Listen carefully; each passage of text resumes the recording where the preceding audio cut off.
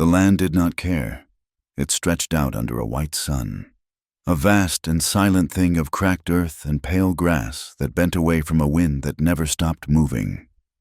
The wind whispered through the sagebrush, carrying the scent of dust and distance, a sound like a secret no man was meant to hear. Far to the west, the mountains clawed at the sky, their peaks a jagged line of old, gray stone. They were sentinels that had watched ages of suns rise and fall, and they would watch for ages more, long after the bones of men in their towns had turned to powder. There was a terrible beauty in it, a raw and honest power that could fill a man's soul. But beneath it lay a promise as old as the stone itself, a promise of hardship, of thirst, and of a swift and lonely death. Into this indifferent immensity rode Jedediah Stone. His horse, a sturdy buckskin, moved with a steady, ground-eating pace that spoke of long miles behind them and little concern for the miles ahead. Jed sat the saddle not with the lazy slouch of a drifter, but with a quiet competence, a man who was as much a part of the horse as the leather and bit. His face was weathered by sun and wind, the skin drawn tight over his cheekbones and etched with lines around his eyes. Those eyes, the color of a stormy sky, missed nothing. They swept the horizon, noted the flight of a hawk, the shape of the clouds, the way the dust devils danced in the heat. It was the gaze of a man who had learned to read the world for threats, but it held a deep and settled melancholy, a permanent shadow in its depths. His clothes, denim pants, a plain cotton shirt, a scuffed leather vest, were coated in the same fine, pale dust that covered everything. He was a piece of the landscape, worn and quiet and enduring. He was headed for a place called Redemption Gulch, not because the name offered any hope he believed in, but because it was a name on a map, a place to stop for a while. He sought nothing more than anonymity, a quiet corner where he could earn his keep and keep to himself. He was running, not from the law, but from a silence that had followed him for 6 years, a silence that had begun in a small Kansas homestead, in a room that smelled of sickness and fear. He blinked, the sun flashing in his eyes, and for a heartbeat the image was there, sharp as a shard of glass. His wife, Sarah, her face pale against the pillow, her hand limp in his, and then another, his boy, Thomas, his small chest struggling for a breath that would not come. The cholera had taken them in less than a week. It had scoured him clean of everything that mattered, leaving only the shell of a man and the ghosts he carried. He shook his head, a small, tight motion, pushing the memory back down into the place where he kept it locked away. The past was a grave. There was no point in digging it up. Redemption. Gulch was not much more than a single dusty street flanked by raw timber buildings. A scar of civilization gouged into the prairie, a saloon, a mercantile, a smithy, and a handful of other structures stood hunched under the relentless sun. As Jed rode in, the town's lazy afternoon quiet was broken by a sudden burst of coarse laughter. Ahead, near the mercantile, 3 rough-looking cattle hands had cornered a young boy, no more than 10 years old. The boy's burlap sack had been knocked from his hands, spilling flour and tins of beans into the thick dust. He stood with his small chin trembling, trying to stare down the men who towered over him, their face slick with sweat and cheap amusement. Look at him, boys," one of the men drawled, nudging the boy's shoulder with the toe of his boot. "Gonna cry for your mama, little dirt scrabbler?" The boy flinched, but said nothing. His worn clothes and thin frame spoke of a homesteader's life, of a constant struggle against the land and the odds. Jed swung down from his buckskin, his movements unhurried. He did not reach for the Colt Peacemaker holstered on his hip. He did not raise his voice. He simply walked forward, his worn boots making soft sounds in the dust, and stopped beside the boy. He placed a hand on the boy's shoulder, a gesture that was both grounding and protective. The cattle hands turned, their grins faltering as they took in the stranger. They saw a man of average height, not overly muscled, but there was a stillness in him that was more intimidating than any show of size. His eyes, cold and direct, met theirs. He dropped his supplies, Jed said. His voice was low and even, with a gravelly edge from disuse. It was not a question or a command, just a statement of fact. The lead cattle hand puffed out his chest. "What's it to you, stranger?" Jed's gaze did not waver. He said nothing more. The silence stretched, thick and heavy in the afternoon heat. The air crackled with a tension that had nothing to do with the sun. The cattle hands looked at Jed's calm face, at the cold authority in his eyes, and saw a man who would not back down. A man who had crossed lines they had only ever bragged about approaching. They were used to bluster and threats, not this unyielding quiet. The fight went out of them, replaced by a sullen unease. "Ah, hell," the leader muttered, spitting into the dust. He shot a last glare at the boy and then jerked his head at his companions. "Let's get a drink." They shuffled away towards the saloon, their bravado gone. Jed knelt, his joints cracking softly. "Let's get this picked up," he said to the boy, his voice losing its hard edge. He began brushing the dust from the tins, his large, calloused hands moving with a gentle precision. The boy, his eyes wide with a mixture of fear and awe, knelt beside him and started gathering the items. The flour was a lost cause, a white smear in the brown dirt. A woman hurried out from the shadows of the mercantile's porch. She was plainly dressed, her face worn with work and worry, but her back was straight. "Billy," she said, her voice tight with relief. She rushed to her son's side, pulling him into a fierce hug before looking at Jed. "Thank you, Mr. They were just having their fun." "No trouble," Jed said, rising to his feet and handing her the salvaged tins. He looked at the spilled flour. "Sorry about this." "It's all right," she said, though the line of her mouth said it was not. Flour was not a thing to be wasted. "We're grateful for your help. I'm Martha Gable. This is my son, Billy." "Jedediah Stone," he answered. He gave a slight nod, a gesture that was polite but also signaled an end to the conversation. He turned back to his horse. The matter finished. He could feel the eyes of the town on him. Some, like Martha Gable, looked on with quiet respect.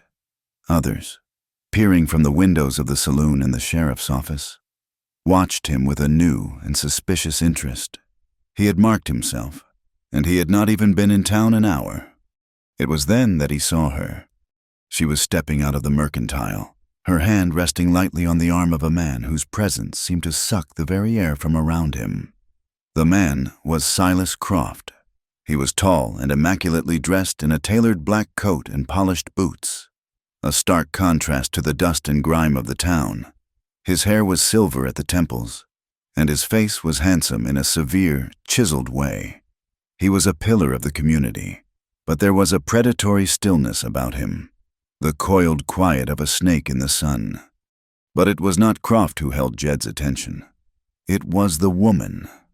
She was beautiful, with dark hair swept up in a way that seemed too elegant for this place, and she wore a dress of deep blue silk that whispered of money and a world far from Redemption Gulch.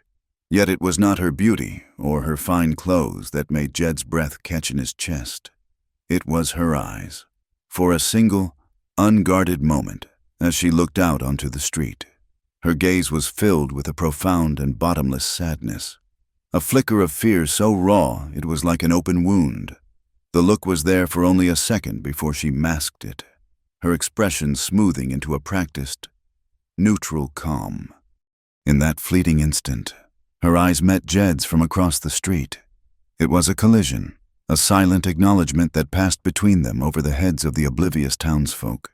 He saw the prisoner in her, and she, perhaps, saw the ghost in him. It was a recognition of pain, a shared language of loss that needed no words.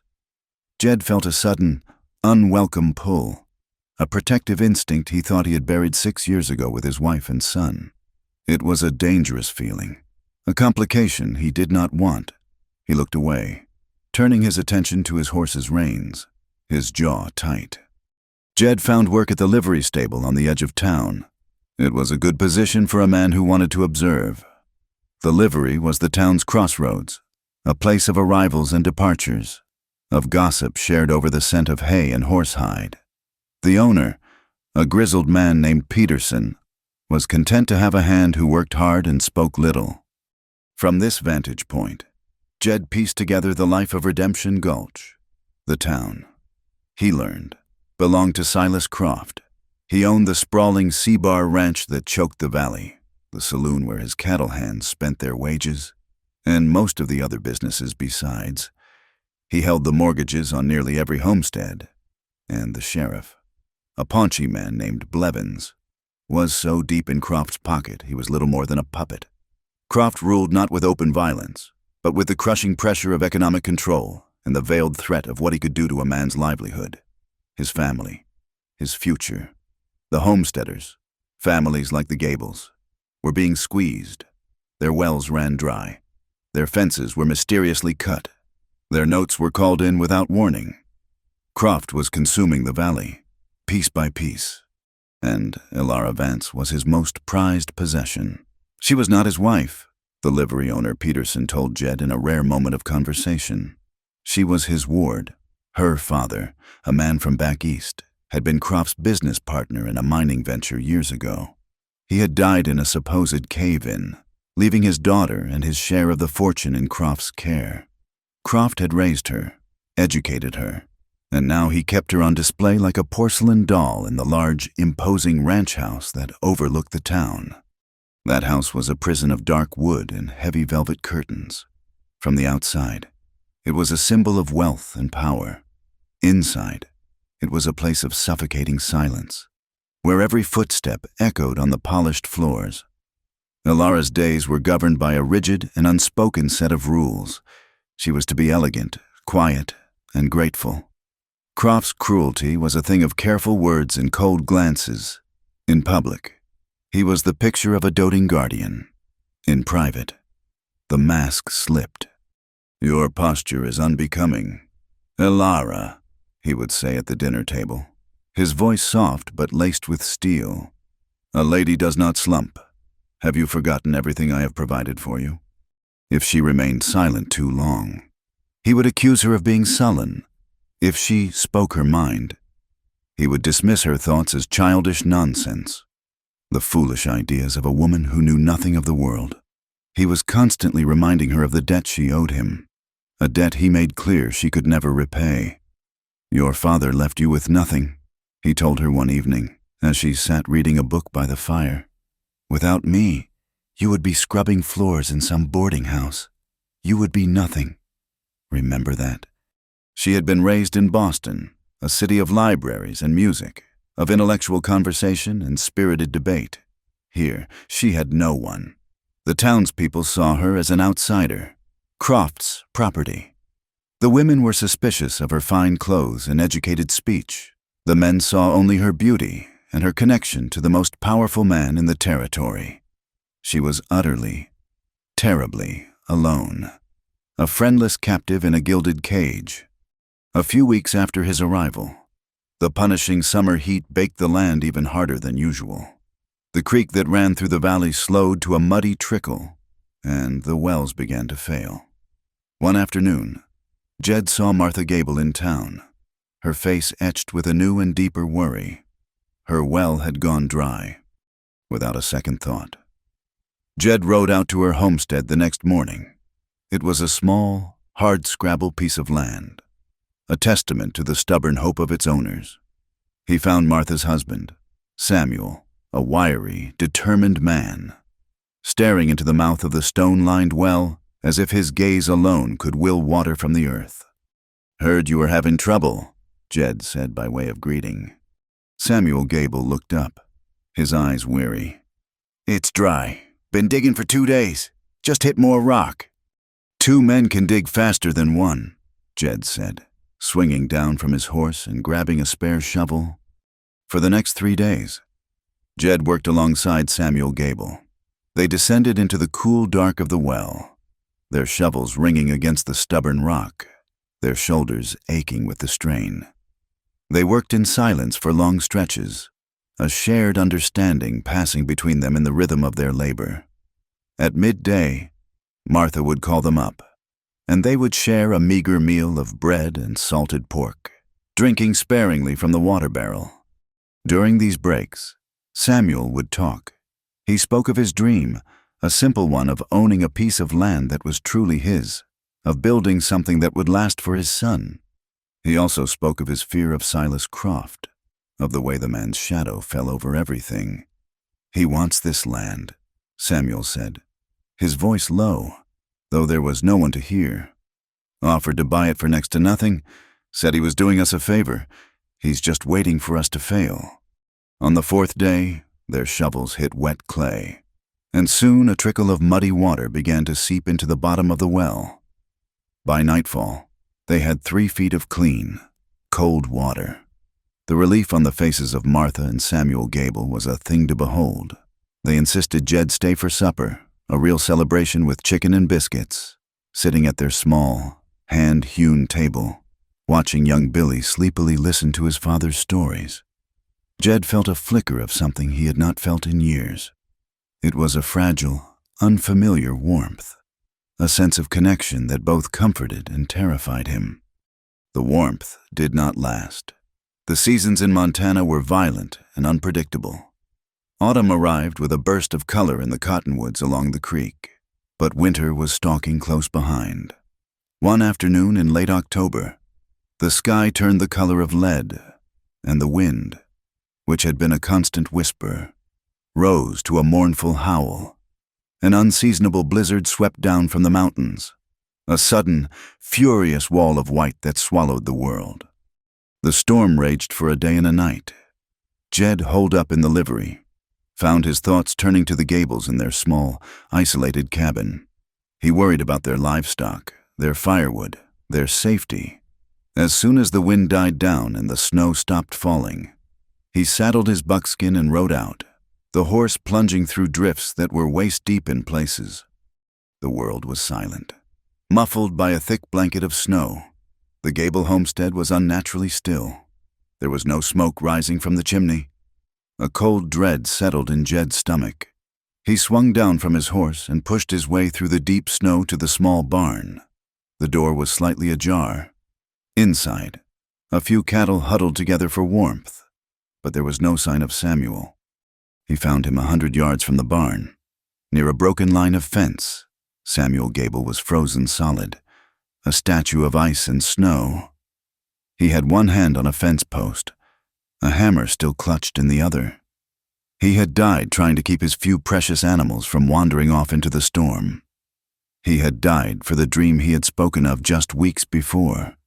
Jed stood for a long moment, the frigid air burning in his lungs. Then he turned and went to the cabin. He knocked softly.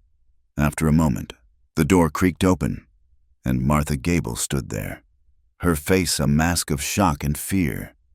Young Billy peered from behind her skirts. "Samuel went out," she whispered, her voice barely audible. "He went to check the fence before the worst of it hit. He did not come back." Jed did not need to say anything. She saw the truth in his eyes. A terrible, silent cry escaped her lips, and she crumpled, pulling her son into a desperate embrace. Jed helped them. He brought Samuel's body back to the barn and covered it gently with a horse blanket. He hitched their wagon, loaded Martha and Billy inside along with a few of their belongings, and began the long, slow journey back to the relative safety of the town.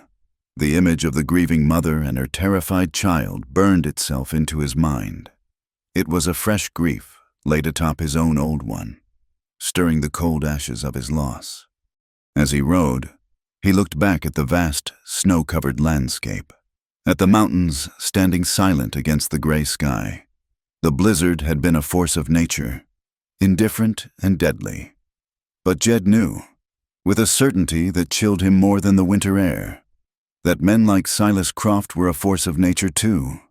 They were a blight, a storm that destroyed everything in its path, and they had to be stood against. The thaw came not as a gentle promise of spring, but as a miserable surrender.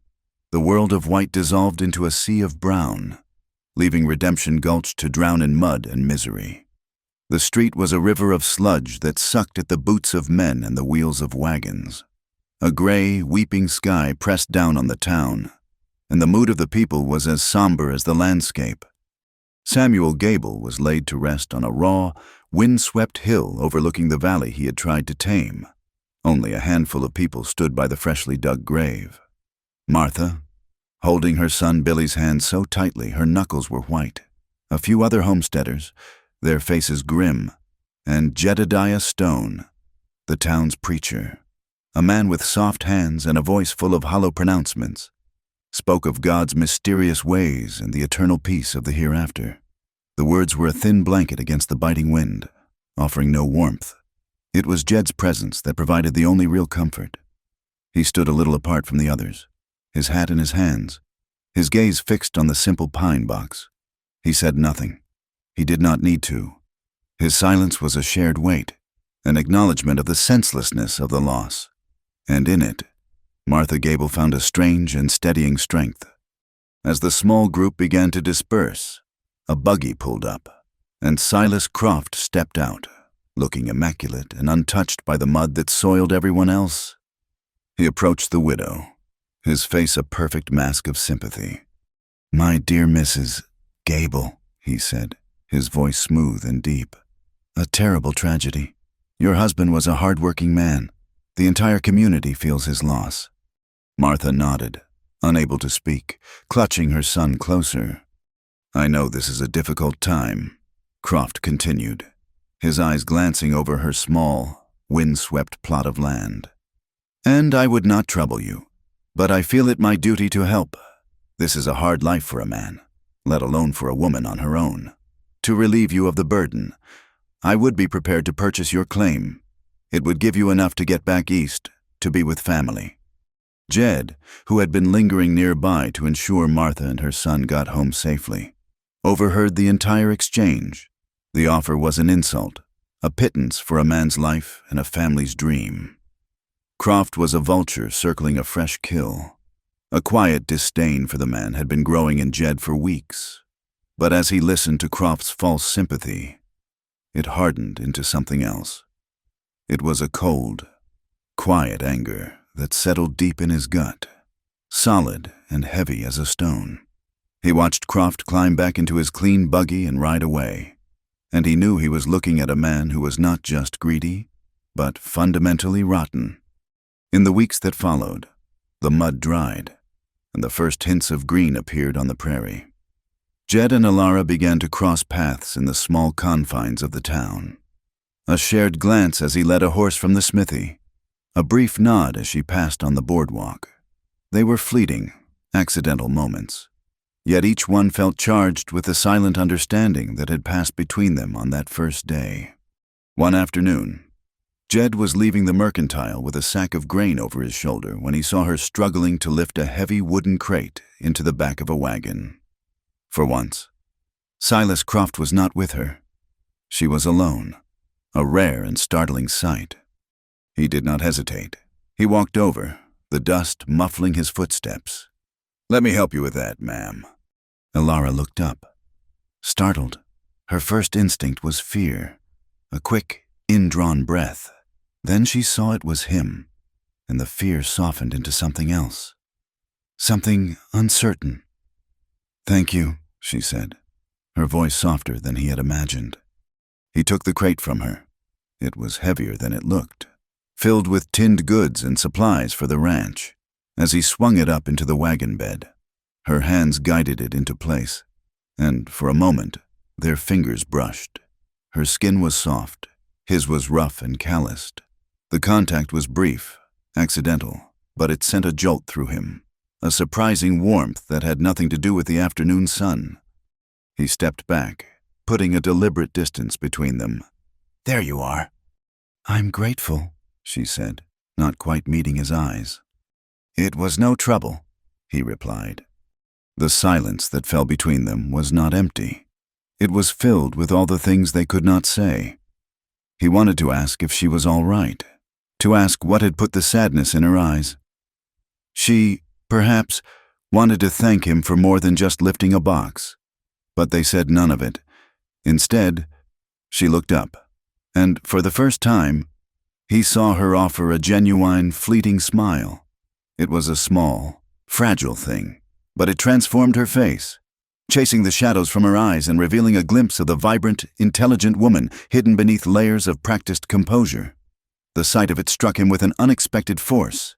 Then, as quickly as it appeared, the smile was gone.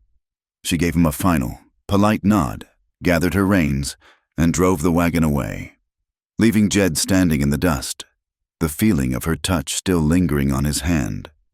The town had a small, neglected church at the end of the main street. Its paint was peeling, and the bell in its steeple was silent.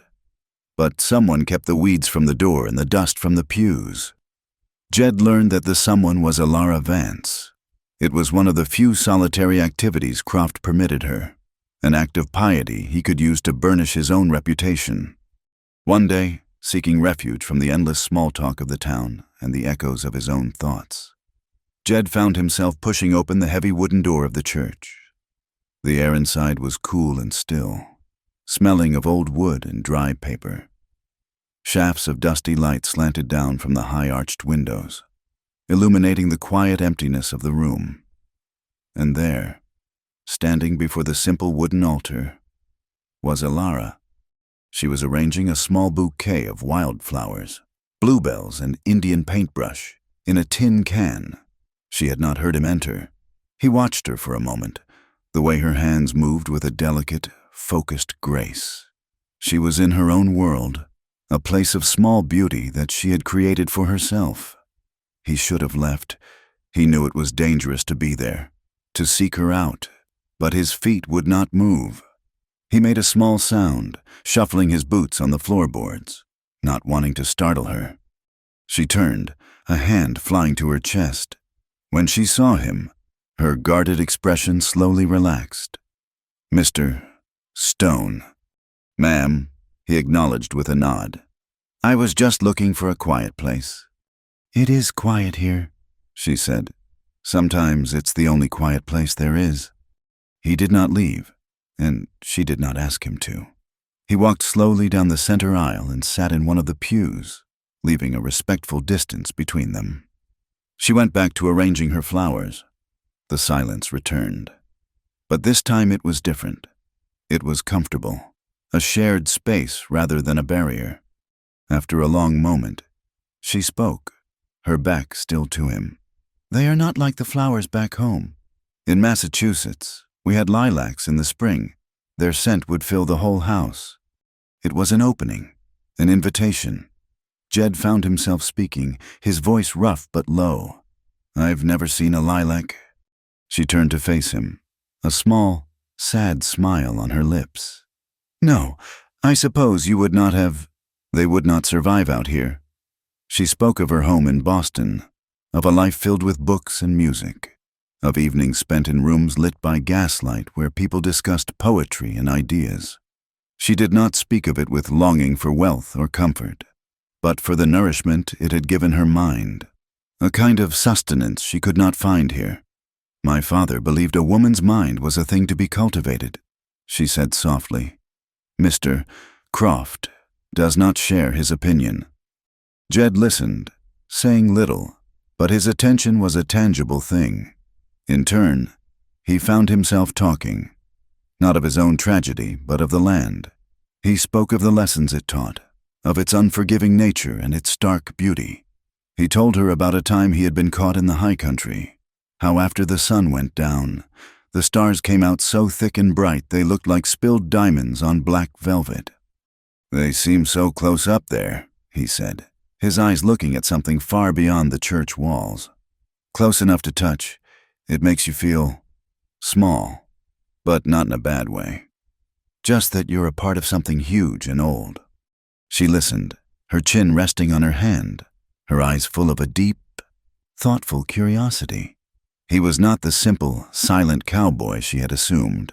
There was a poetic, observant soul beneath his weathered exterior.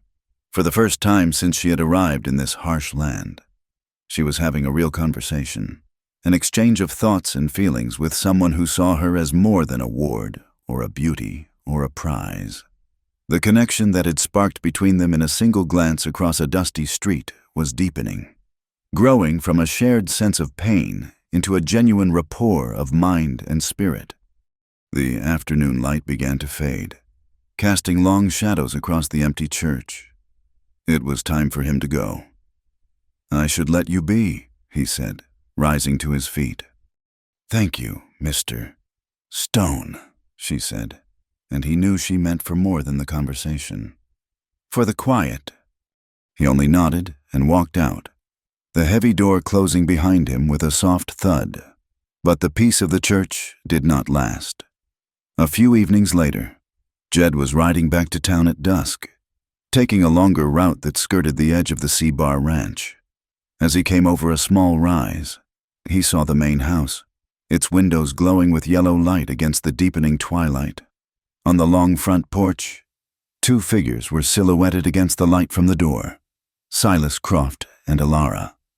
Jed reined in his horse, staying in the shadow of a line of cottonwoods. He was too far away to hear their words, but he did not need to. Croft's posture was aggressive, his body language a study in menace. He was leaning in close to Alara, his voice apparently low and sharp. He gestured angrily, and then, in a sudden, violent motion, he grabbed her arm, his fingers digging into the fabric of her sleeve. Jed's own hands tightened on his reins, his knuckles turning white. He saw Alara flinch, a small, sharp movement of pain. But then he saw something else. She did not cower. She did not pull away. She stood her ground, her back straight, her chin lifted. Even from this distance, he could see the quiet, steely defiance in her stance. She was afraid, but she was not broken. The sight of Croft's hand on her, of the barely concealed rage in his face, ignited a fire in Jed's chest.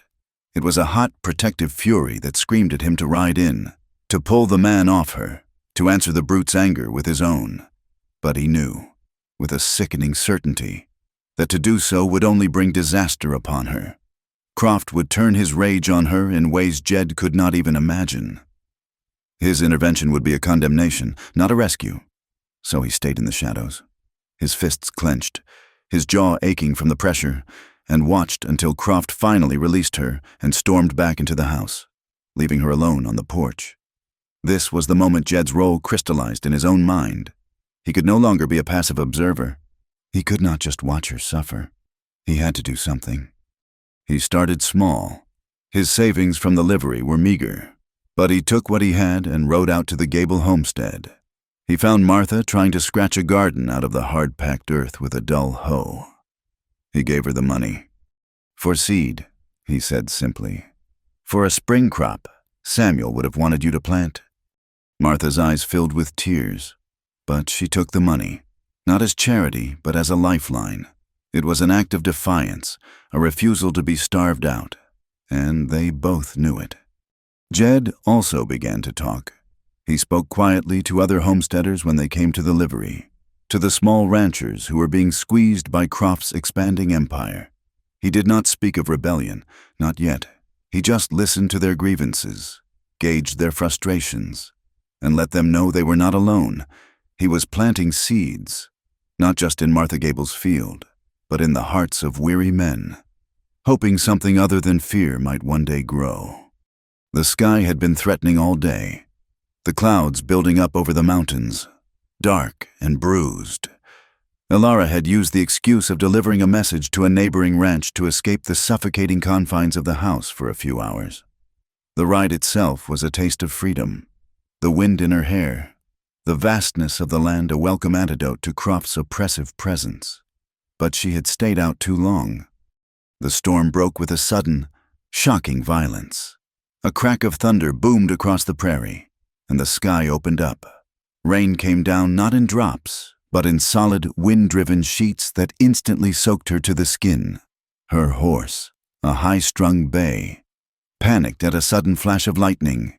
It reared, screaming, and she lost her seat, tumbling to the muddy ground. The horse bolted, disappearing into the gray curtain of the downpour. She lay there for a moment, dazed, the cold mud seeping into her clothes. Then she heard hoofbeats, slow and steady. approaching through the storm. A figure emerged from the rain. It was Jed Stone. He had been tracking her from a distance, a knot of worry in his gut telling him she should not be out alone with a storm like this brewing. He swung down from his buckskin and was at her side in an instant. "Are you hurt?" he asked, his voice a low rumble beneath the roar of the thunder. "No," she said, shivering, though her whole body ached from the fall.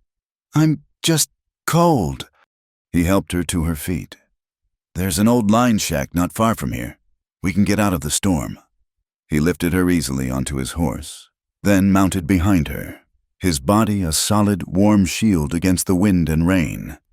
The shack was little more than a one-room log hut, abandoned and forgotten, but its roof was mostly intact, and its four walls were a haven from the raging storm. Jed pushed the door open, and they stumbled inside, into the dark, musty-smelling interior. With practiced efficiency, Jed found a few pieces of dry wood in a forgotten corner and, using his flint and steel, coaxed a small, sputtering fire to life in the stone hearth. In its flickering, golden light, their emotional walls, so carefully constructed, began to crumble. The cramped space was charged with an overwhelming intimacy. He handed her a piece of an old, clean blanket he found to dry her hair. She noticed a long, bleeding cut on the back of his hand, where he must have scraped it on the door latch. She tore a strip from her wet petticoat and, without a word, began to gently clean and bind the wound. He watched her, his expression unreadable in the firelight.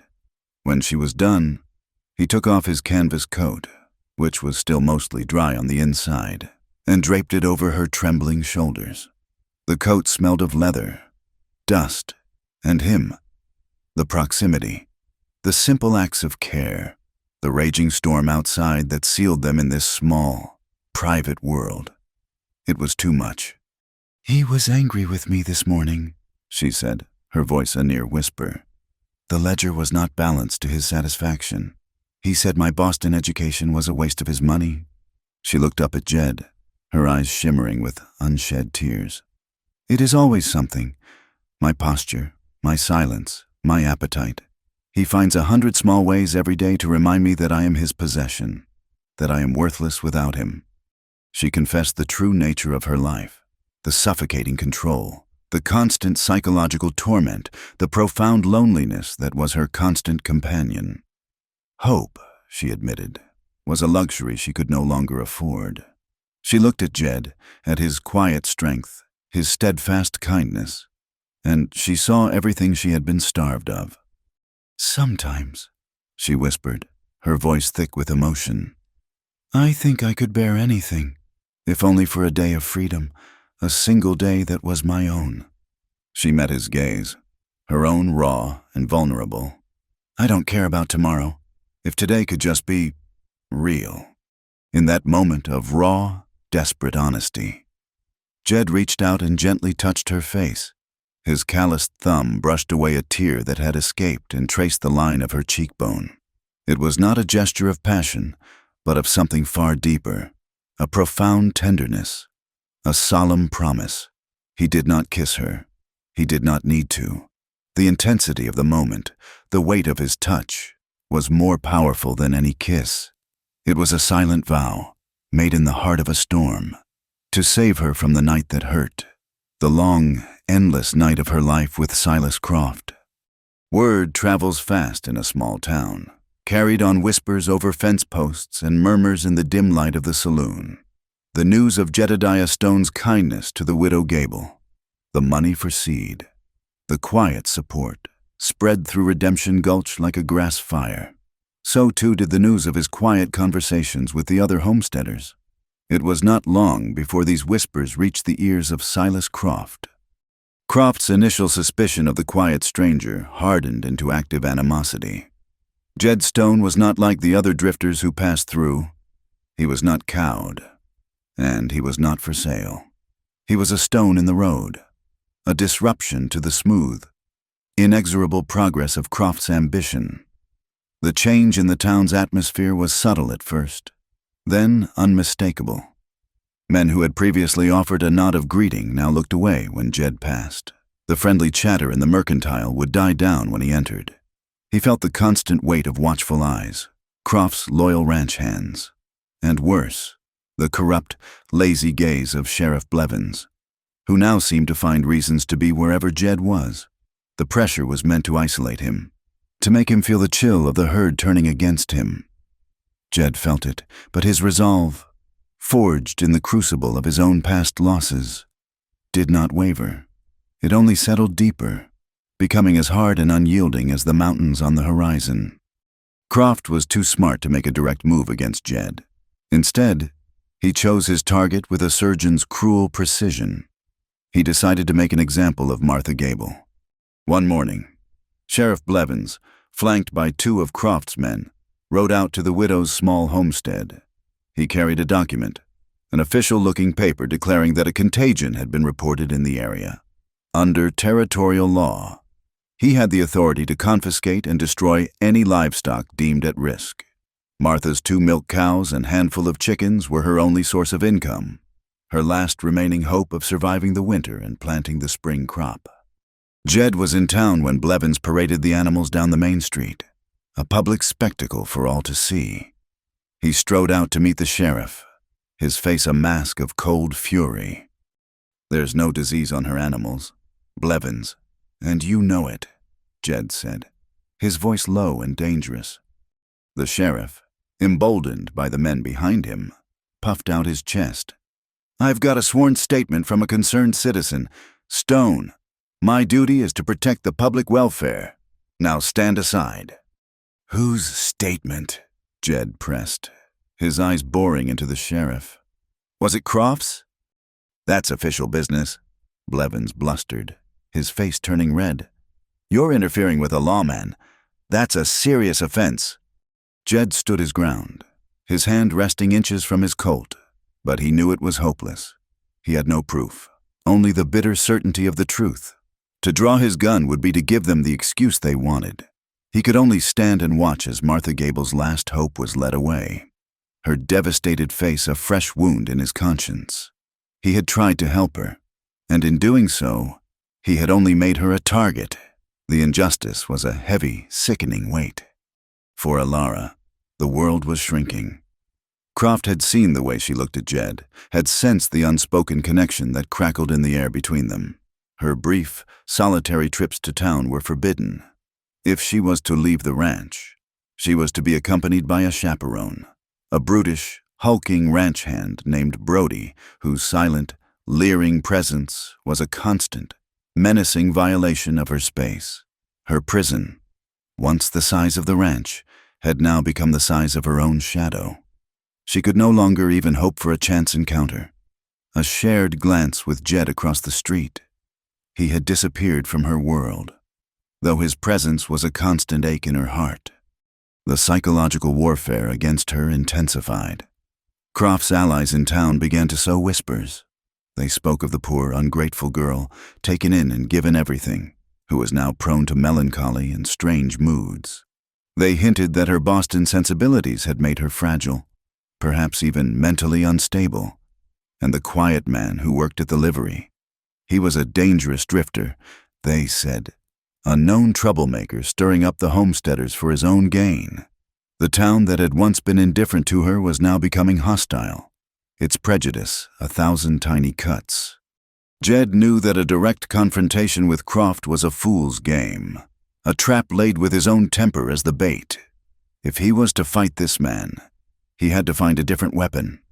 His thoughts kept returning to Alara's father, the man who had supposedly died in a mining accident. It was the foundation of Croft's control over her, the source of his wealth and her bondage. He made his decision. He told the livery owner he was taking a few days to scout for wild horses in the high country. Then he rode out, not towards the mountains, but towards the sun-bleached, desolate badlands where the old Silver Creek claim lay abandoned. The journey was a descent into a harsher world. The prairie grasses gave way to eroded gullies and stark, colorless rock formations that baked under a merciless sun. It was a dead landscape, littered with the bones of animals and the ghosts of failed dreams. The silence was absolute, broken only by the wind whistling through the rocks and the crunch of his horse's hooves on the dry, gravelly earth. The desolation of the land mirrored the grim task ahead of him, to dig into the past and uncover a hidden, ugly truth. He found the claim after a day of searching, a collapsed timber frame marking the entrance to the mine shaft, surrounded by piles of discarded rock and scree. The official story was that Alara's father, an amateur geologist, had been caught in a natural cave-in while exploring his new find. But Jed's instincts, honed by a life of reading the subtle signs of the land, told him the story was wrong. For 2 days, he worked under the blazing sun, his shirt soaked with sweat, his hands raw from moving rock. He examined the entrance to the collapsed shaft, studying the pattern of the blast. It was not the chaotic jumble of a natural rockfall. The timbers were shattered outwards, and the deepest scoring on the rocks was at the entrance. It was clear to him that the blast had come from the outside, a deliberate act of destruction meant to seal the mine and anyone inside it. He began sifting through the piles of scree at the base of the collapse, looking for anything that might have been overlooked. It was a painstaking, frustrating task. The sun beat down on his back, and the dust filled his throat. On the afternoon of the 3rd day, when he was about to give up, his fingers brushed against something cool and metallic half buried in the gravel. He dug it out. It was a small, silver locket, tarnished and corroded by years of exposure to the elements.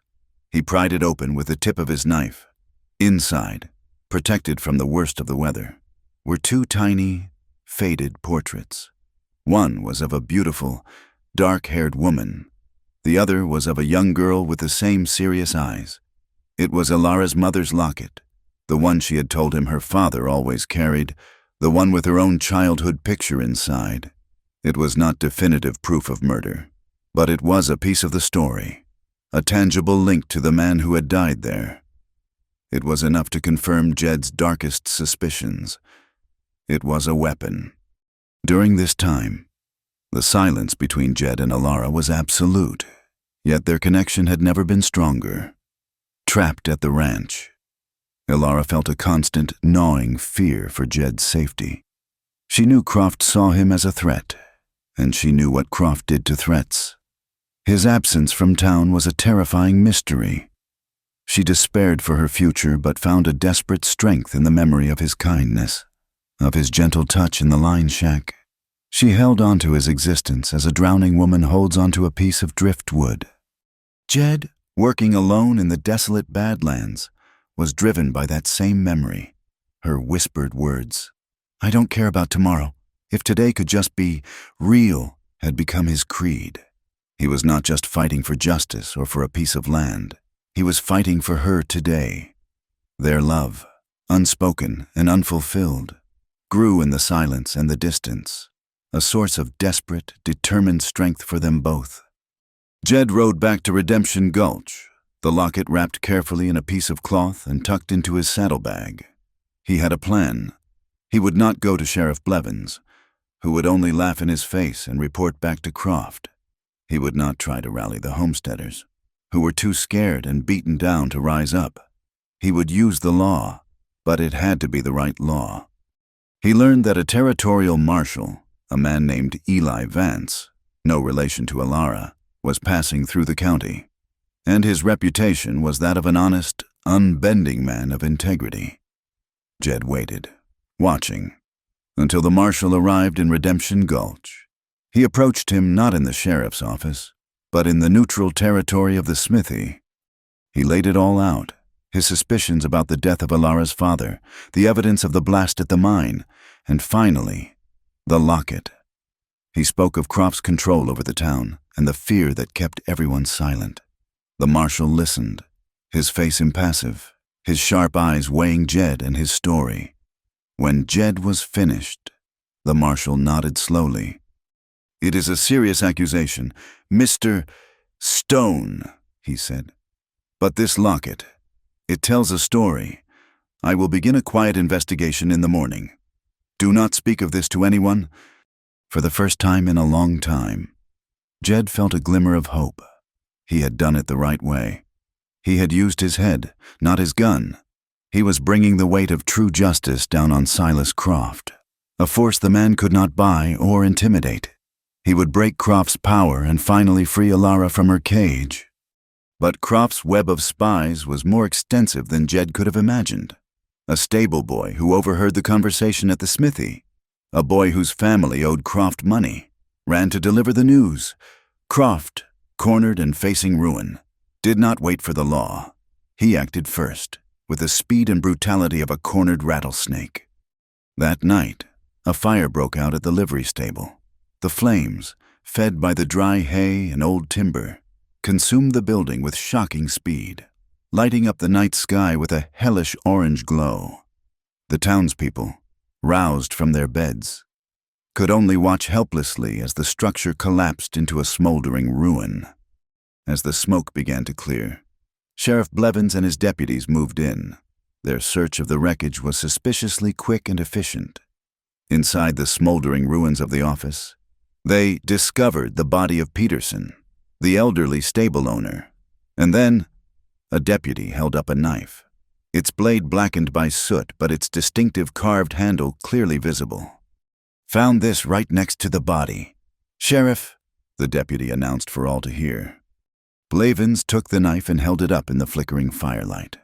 "I know this knife," he declared, his voice ringing with false authority. "It belongs to Jedediah Stone." The accusation, delivered in the chaotic and emotional aftermath of the fire, landed with the force of a physical blow. The whispers and suspicions that had been circulating for weeks now had a focus. Jed Stone, the troublemaking drifter, was now an arsonist and a murderer. He was a wanted man. The news spread through the watching crowd like a disease, but Croft was not finished. While the town's attention was fixed on the fire, 2 of his men rode out under the cover of darkness to the Gable homestead. They did not bother to knock. They threw a torch onto the roof of the small, dry cabin and another into the barn. Martha and Billy escaped with nothing but the nightshirts on their backs, forced to watch as the fire consumed everything they had left in the world. Their home, their meager possessions, the seeds Jed had bought for them, their entire future. The flames were a beacon of Croft's absolute power, a final, unspeakably cruel punishment for anyone who dared to align themselves with his enemy. By dawn, the story was set in stone. The dangerous outlaw Jed Stone, after murdering his employer, had tried to cover his tracks by burning down the Gable homestead, the very people he had pretended to help. Jed, who had heard the commotion from his small rented room, knew instantly that it was a setup. He had seen the marshal, and now this. Croft was closing the net. He grabbed his gun belt and slipped out the back just as Blevins and a newly formed posse came kicking in his door. From a hiding place in the rocks above the town, he watched the sun rise on the ruin of his hopes. He saw the smoke still rising from the livery, and in the distance, another, smaller plume of smoke from the direction of the Gable farm. He was not just a framed man on the run. He was morally devastated, crushed by the catastrophic knowledge that his every action, his every attempt to do right, had brought nothing but ruin and death upon the very people he had sought to protect. Jed was a ghost haunting the high ridges, a fugitive with a price on his head and a hole in his soul. From his hiding place in the rocky, scrub-filled hills, he could look down on Redemption Gulch, a place that had promised nothing and had taken everything. The town that had turned against him was a distant, hateful thing. In the clear morning air, he could see the dark, ugly scar of the burned-out livery stable, and farther out, a thin, persistent wisp of smoke still rose from the ruins of the Gable homestead. He watched that smoke, and it was a stake twisting in his gut. The law was hunting him. That was a simple matter of survival. But the guilt was a far heavier burden, a poison that seeped into his bones. He had ridden into town seeking quiet anonymity, a place to let his ghosts rest. Instead, he had created new ones. Peterson, the old livery owner, was dead. Martha and Billy Gable were homeless, their lives shattered. His personal tragedy, the one he had carried in silence for 6 years, was no longer a thing of the past. It was here, now, immediate and raw. The faces of his own lost wife and child merged with the faces of the widow and her son. A chorus of silent accusation in his mind. He was no longer just a man who had failed to save his family. He was a man who brought destruction to others. At the Seabar Ranch, the news arrived with the morning coffee. Ilara heard it first from a nervous housemaid. A jumble of words about a fire, a murder, and Mr. Stone being a wanted man. She knew, with an instinct so deep and certain it felt like a physical blow, that it was a lie. It was Croft's handiwork, as plain and ugly as his signature on a deed. Her certainty was confirmed when Croft himself came to find her in the parlor. He stood before the fireplace, radiating a cold, reptilian satisfaction. He told her the news himself, watching her face for any flicker of reaction. "It seems your Mr. Stone is not the quiet man we all thought he was," Croft said, his voice a silken weapon. "A murderer and an arsonist. He killed poor old Peterson and then, in a fit of pure malice, burned the Gables out of their home. A truly dangerous animal." Ilara kept her face a perfect, neutral mask, a skill she had perfected over years of his tyranny. Inside, a cold, hard knot of rage was forming. "Sheriff Blevins has a posse out searching for him now," Croft continued, enjoying his performance. "They will find him, and when they do, he will be brought back here for trial. He will be found guilty. Of course, they will build a gallows in the center of town." He paused, letting the image hang in the air between them. "He will be hanged. Ilara, a public spectacle. That is what happens to men who defy the natural order of things. That is what happens to those who get foolish ideas in their heads." His meaning was clear. The threat was not just for Jed. It was for her. This was her future, a life of watching him destroy anyone who showed her a moment of kindness, a slow death of the soul in this opulent prison. The fear that had been her constant companion for years was suddenly burned away by the heat of this new, desperate rage. She looked at the man who had stolen her father, her inheritance, and her life, and she felt no fear at all. Only a chilling clarity. Staying meant surrendering. Staying meant letting Jed die for a crime he did not commit. His life was now forfeit, unless she acted. She made her move 2 nights later, under the sliver of a dead moon. The sky was a blanket of impenetrable black. She had spent the last 2 days observing, planning, her mind sharp and focused. She knew the routines of the house, the creak of every floorboard, the rhythm of the guards' patrols. She gathered a small bundle of essentials, a loaf of bread and a piece of dried beef wrapped in cloth, a full canteen of water, and the small stash of money she had managed to save over the years. Coins secreted away one at a time. It was not much, but it was a stake for a new life, or a new death. Her guard, the brutish Brody, was stationed in a chair in the hall outside her bedroom door. As was his habit, he demanded a pot of coffee to keep him awake through the night. Ilara prepared it herself in the kitchen, her hands steady. Into his cup, she emptied the contents of a small vial of laudanum she had taken from the medicine cabinet, a sleeping draught Croft sometimes used. She brought it to him with a polite nod, her face betraying nothing. He grunted his thanks and drank it down. She waited in her room, listening, her heart a frantic drum against her ribs. An hour passed. Then she heard it, a low snore from the hallway. She opened her door a crack. Brody was slumped in his chair, his head lolling on his chest, lost to the world. Slipping out of her room, her bundle clutched in her hand, she moved through the dark, silent house like a ghost. This was an act of courage so profound it bordered on madness. She had never been truly alone in her life, never mind alone in the vast, terrifying darkness of the unforgiving West. Every shadow was a monster, every creak of the house a shout of alarm. But the thought of Jed's face, of his gentle touch in the line shack, pushed her forward. Meanwhile, Jed, driven by a desperate, illogical need, had circled back. He could not leave, not without knowing she was safe, not without trying to get a message to her, to warn her. He was a moth drawn to a flame, knowing it would destroy him. Hiding in a thicket of brush at the edge of the Croft property, he watched her window, a single square of yellow light in the blackness of the ranch house. He saw the light flicker and then go out. A long time passed. He was about to leave, to accept the hopelessness of his vigil, when he saw a flicker of movement near the side of the house. A figure, cloaked in darkness, slipped out a side door and moved quickly towards the stables. Jed's first thought was that it was a trap, that Croft had set a lure for him. He drew his Colt, his body tense. But as the figure passed through a stray patch of starlight, he recognized the silhouette, the determined set of her shoulders, the fluid grace of her movement. It was Alara. He moved to intercept her, a shadow detaching from other shadows. She gasped when he appeared before her, stifling a cry with her hand. They found each other at the edge of the property, a silent, frantic reunion in the dark. There was no time for words, for questions. He saw the bundle in her hand and understood everything.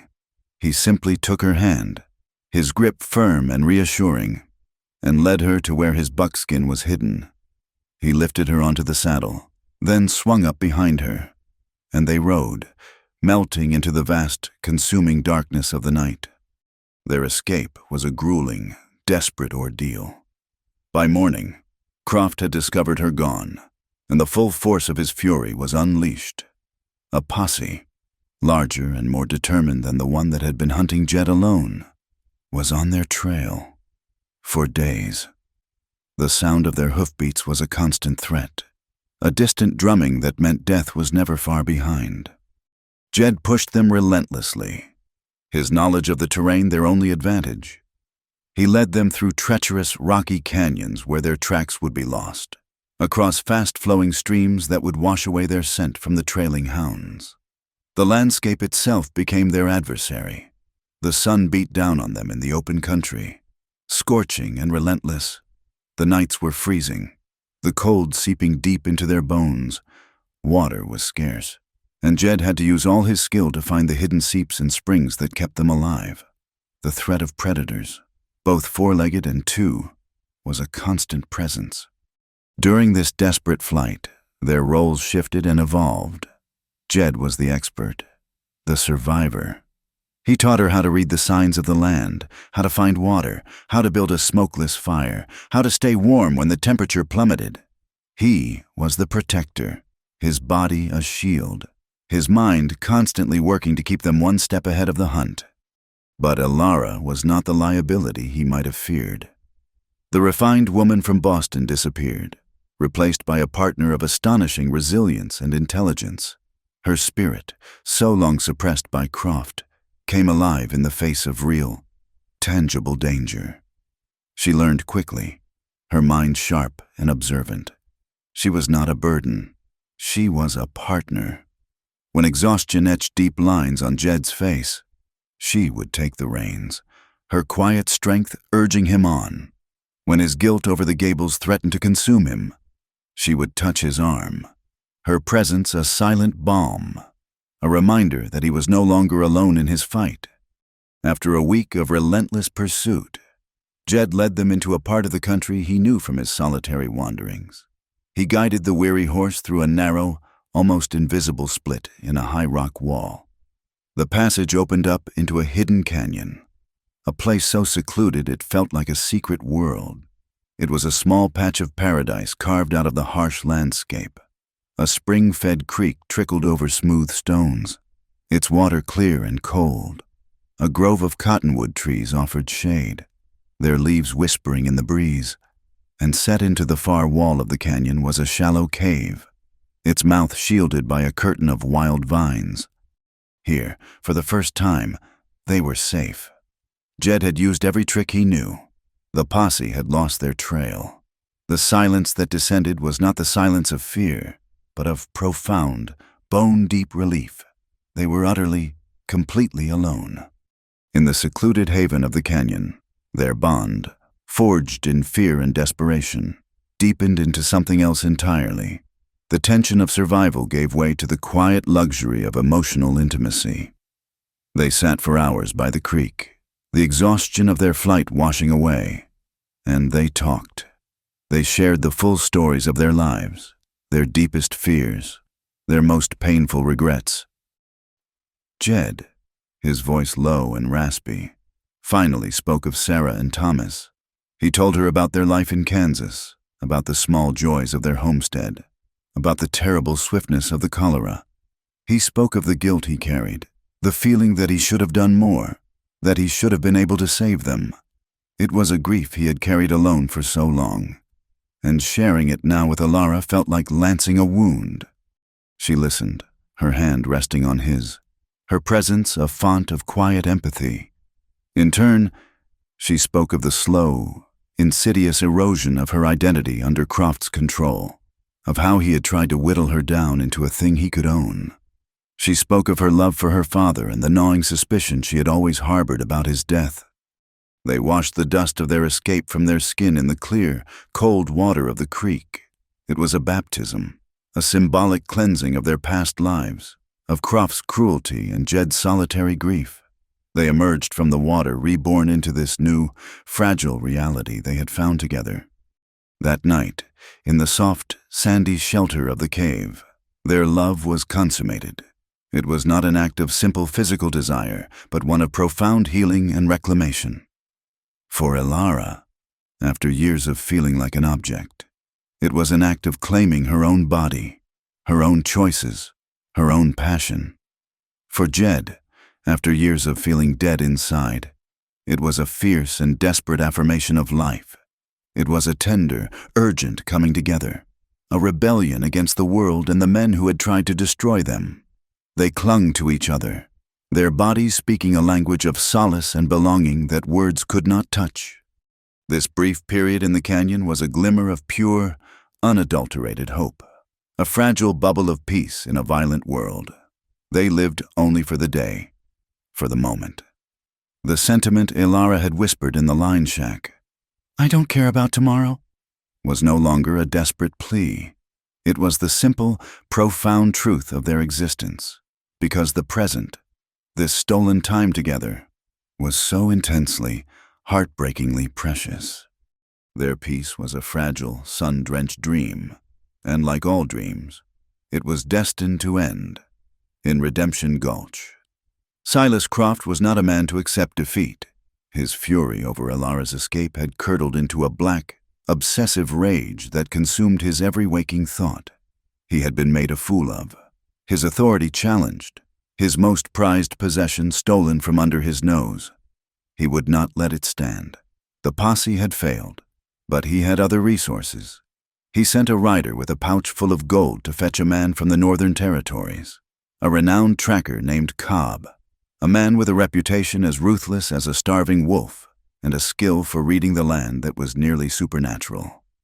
Cobb spent days casting for a sign, a single thread to unravel the puzzle of their disappearance. He found it where the others had failed, 100 yards downstream from where Jed had led their horse across the water. It was a single, partial footprint in a patch of once soft mud, now baked hard by the sun. The print of a woman's shoe, too small and elegant for this rough country. It was all he needed. The hunt was back on. In the hidden canyon, the first sign of doom was not a sound, but a feeling, a subtle shift in the air, a prickling on the back of the neck. Jed felt it first. He was sitting by the creek, sharpening his knife on a smooth stone. When he realized the birds had gone silent, he looked up. A hawk was circling high overhead, but its cry was sharp and agitated. A cry of warning, not of hunting, later. He heard a rustle in the brush on the high ridge, a sound that was not the wind and not any animal he knew. His survival instincts, lulled by a week of peace, screamed back to life. Someone was watching them. "We have to leave," he said to Alara, his voice low and urgent. She saw the look on his face and did not question him. The dream was over. They began to pack their few belongings, a frantic, silent rush against a clock they could not see. But their time had already run out. A rifle shot cracked from the ridge, the bullet splintering the rock just inches from Jed's head. They were trapped. The posse, led by the grim-faced tracker and a triumphant Silas Croft, was descending into their sanctuary, sealing the narrow entrance. "Ilara, get to the cave," Jed commanded, his voice a low growl. He pushed her towards the back of the canyon. "Stay there. Do not come out, no matter what you hear. Do you understand?" She looked at him, her eyes wide with fear, but she nodded, a fierce resolve hardening her features. She would not be a liability. She scrambled back towards the shallow cave, disappearing behind the curtain of vines. The confrontation was not a simple shootout in an open street. It was a desperate, tactical battle for survival in a stone trap. Jed was no killer, not by nature. His life had been one of defense, not aggression. But his singular focus now was the woman hiding in the cave. To protect her, he would become whatever he needed to be. He used the canyon as his weapon. He had spent days exploring its every crevice and rockfall. As the first of Croft's men entered the narrowest part of the canyon floor, Jed sent a cascade of rocks and boulders down from a ledge he had prepared. A small, controlled rock slide that sent men and horses scattering in chaos and panic. In the confusion, he fired his Colt, not to kill, but to maim, to disable. A man screamed and clutched his shoulder. Another's horse went down, pinning him. Each shot was a heavy burden, the roar of the gun an ugly violation of their quiet world. He moved like a ghost through the rocks, firing from one position, then disappearing only to reappear in another. He was one man against a dozen, but in this terrain, he was their equal. From her hiding place, Ilara watched, her heart hammering against her ribs. She saw Jed, a lone figure of defiance, fighting against impossible odds. She saw the posse spreading out, trying to flank him, their numbers a slow, crushing tide. The woman who had trembled in Croft's presence was gone. In her place was a survivor, a partner in this desperate fight for their shared future. She would not be a passive victim, waiting to be rescued or captured. She saw two of the men working their way up the far side of the canyon, getting into a position where they would have a clear shot down at Jed's primary point of cover.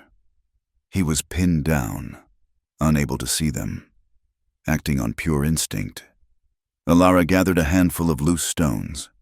Taking a deep breath, she hurled them against the far rock wall, 100 feet from her position.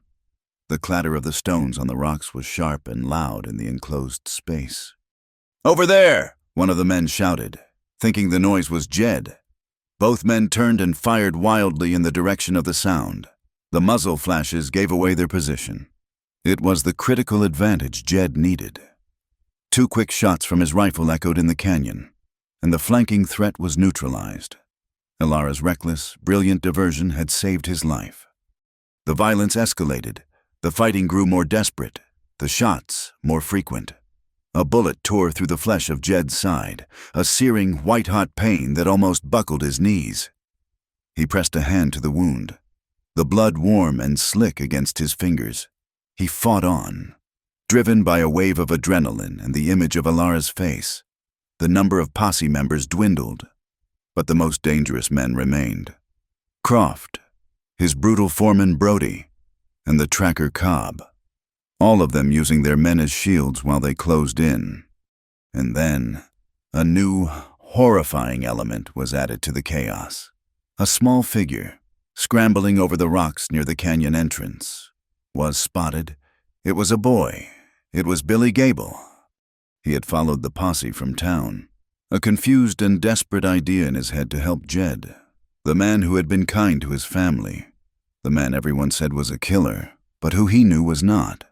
He had seen the posse ride out and had followed on foot, a small, determined shadow. Now, he was trapped in the middle of a gunfight, his face a pale mask of terror. "Hold your fire!" Croft's voice boomed. Seeing his opportunity, Brody lunged and grabbed the boy. Dragging him out into the open, he held Billy in front of him, a small, struggling human shield. "Stone!" Croft yelled, his voice triumphant. "It's over. Throw down your weapons, or the boy dies." Jed stared in horror, his blood running cold. This was his ultimate fear made manifest. His fight, his war, had once again brought ruin upon the innocent. He saw Billy's terrified eyes and felt a fresh wave of guilt so profound it was paralyzing. "Let him go! Croft!" Jed yelled back, his voice ragged. In the tense, terrible silence, the chaos of battle returned in a single, senseless moment. One of Croft's own wounded men, delirious with pain, fired his pistol wildly. The shot went wide of its mark. The bullet, a stray piece of random, stupid lead, struck Billy in the chest. The boy went limp in Brody's arms. A small, surprised gasp escaped his lips. For a heartbeat, the entire canyon was silent, shocked into stillness. Then Brody, realizing what had happened, shoved the boy's body to the ground.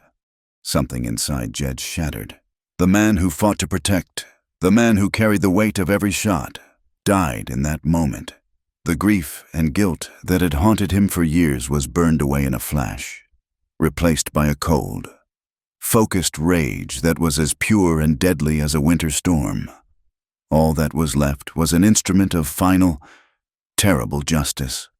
He rose from behind his cover, no longer a man hiding, but a specter of vengeance. The world narrowed to the space between his gun sight and his enemies. Brody, surprised by his sudden appearance, raised his rifle. Jed's shot was faster. The foreman fell without a sound. The tracker, Cobb, a man who lived by calculation and odds, saw the look in Jed's eyes and knew the fight was lost. He turned to run. Jed's second shot struck him between the shoulder blades. Now, only one man was left. Silas Croft stood alone amidst the bodies of the men he had led into this canyon. His face was a mask of disbelief and fury. His showdown with Jed was not a noble duel at high noon. It was a raw, brutal, and personal fight among the rocks and the dust. A final, desperate struggle for survival. They stalked each other through the boulder-strewn battlefield. It was a battle of wills as much as a gunfight. "Look what you have done! Stone!" Croft screamed, his voice cracking with rage as he fired from behind a rock. "All these men, dead! That boy! This is your doing! You filled her head with nonsense! You corrupted her!" Jed did not answer with words. He answered with methodical, focused fire, forcing Croft back, stripping away his cover, his arrogance. The fight ended in a small, dusty clearing.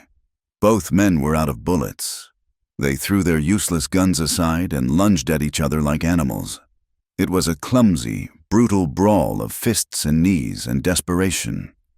Croft was bigger, stronger, but Jed was fueled by a grief so immense it had become a source of terrible strength. He fought past the blinding pain in his side, his mind filled with the image of Billy's face, of his own son's face, of Alara's. He was fighting to end the cycle of violence, to kill the poison that had infected all their lives. He finally gained the upper hand. He stood over Silas Croft, his hands closing around the man's throat, and he squeezed. He watched the life drain from the eyes of the man who had caused so much pain, so much suffering. And then, it was over. The only sounds in the canyon were the whisper of the wind and the ragged rasp of Jed's own breathing. He released his grip and stumbled back, standing over the body of his enemy. But there was no triumph. There was no relief. The victory was hollow, tasting of ash and blood and the death of a child. The immediate threat was gone, but the cost had been beyond all measure. He was alone in a graveyard of his own making. The silence that fell over the canyon was heavier than any sound. It was the silence of death, a profound and terrible stillness that smothered the world. The air, once thick with the roar of gunfire and the shouts of men, was now tainted with the coppery scent of blood and the bitter smell of spent gunpowder. The battle was over. The dead lay scattered among the rocks, twisted and broken, their final moments frozen on their faces. Ilara emerged from the cave, her movements slow and tentative, like someone waking from a nightmare. She saw Jed standing in the middle of the carnage, a lone, exhausted figure. He was swaying on his feet, his shirt dark with blood, his face a gray mask of shock and pain. And then her eyes fell upon a small, still form lying near a large boulder. It was Billy Gable. A cry of pure, undiluted anguish tore from her throat, a sound of such profound grief that it seemed to shake the very stones of the canyon. There was no celebration of their survival, no relief in their victory. There was only this shared, bottomless well of sorrow. She went to Jed, and they clung to each other. Two survivors adrift in a sea of death. Their movements were slow and heavy as they tended to his wound, the emotional shock overriding the physical pain. She tore strips from her dress to make a clean bandage, her hands gentle but trembling. He submitted to her care, his eyes vacant, staring at the body of the boy he had failed to protect. They could not stay in that graveyard. Before they left, there was one last, somber duty to perform. Using a broken rifle stock and their bare hands, they dug a shallow grave in the soft earth near the creek. They wrapped Billy's small body in Jed's saddle blanket and laid him gently to rest. There were no prayers, for words felt like a betrayal of the crushing reality of the moment. They simply stood in silence, the makeshift burial a final, tragic punctuation mark on the cost of their freedom. Jed's guilt was a palpable presence between them, a third traveler on their weary journey. As they rode away from the canyon of death, he was locked in a tormenting silence. He felt the boy's death as his own personal failure, a direct consequence of his war with Croft. "It was my fault," he said finally, his voice a hoarse whisper as they made camp that first night. "I brought this on him, on his mother, on everyone." Ilara, seeing the self-destructive spiral of his grief, refused to let him shoulder it alone. She sat beside him, taking his hand in hers, her grip surprisingly strong. "No," she said, her voice firm and clear in the darkness. "The fault lies with Silas Croft and the cruelty of the world he made. You tried to protect the innocent. Jed, you cannot carry the blame for another man's evil. We will not let this break us. We will carry it together." Her words were an anchor in the storm of his despair. Their love, born in a shared glance and forged in a desperate flight, was now being tested not by external threats, but by the far more insidious demons within. They made the long, difficult journey back towards civilization, their single horse carrying them both. They skirted Redemption Gulch by a wide margin, the place now a monument to their pain and loss. They were pariahs, in the eyes of the world. Jed was still a wanted murderer and arsonist, and she was the fallen woman who had run off with him. After many days, they found their way to a different settlement, a small, dusty town called Haven Point that clung to the banks of a muddy river. It was a place where they were not known, a place where they hoped they could disappear, but their new life was a harsh and immediate reality. They had nothing but the horse they had ridden in on, the clothes on their backs, and the few coins Ilara had managed to save. The social prejudice they had faced before was now a constant, unspoken barrier. They were outsiders, marked by a past that was written on their faces. People saw the quiet, haunted intensity in Jed's eyes and the deep, settled sadness in Ilara's, and they kept their distance. Whispers followed them down the street. They were a mystery, and on the frontier, mystery was often synonymous with danger. They struggled to find work. Jed, his side still a throbbing ache that was slow to heal, took on the most grueling labor the town had to offer, digging ditches, hauling freight, anything for a few coins to buy a loaf of bread. The work was brutal, and it left him exhausted and grim-faced at the end of each day. Ilara, with her refined Boston upbringing, found that her skills in literature and music were useless in a world that valued calloused hands over a nimble mind. She swallowed her pride and took in mending and laundry from the town's more prosperous women. Her hands, once soft and skilled at the piano, became chapped and rough, her knuckles raw from lye soap and hot water. Their survival was a daily, unglamorous, hand-to-mouth struggle. This period of hardship was a deep and difficult exploration of their relationship. The intense, desperate passion of their time in the canyon gave way to a quieter, more resilient partnership. The world was no longer a storm to be weathered, but a long, hard road to be walked, day by weary day. There were moments of despair.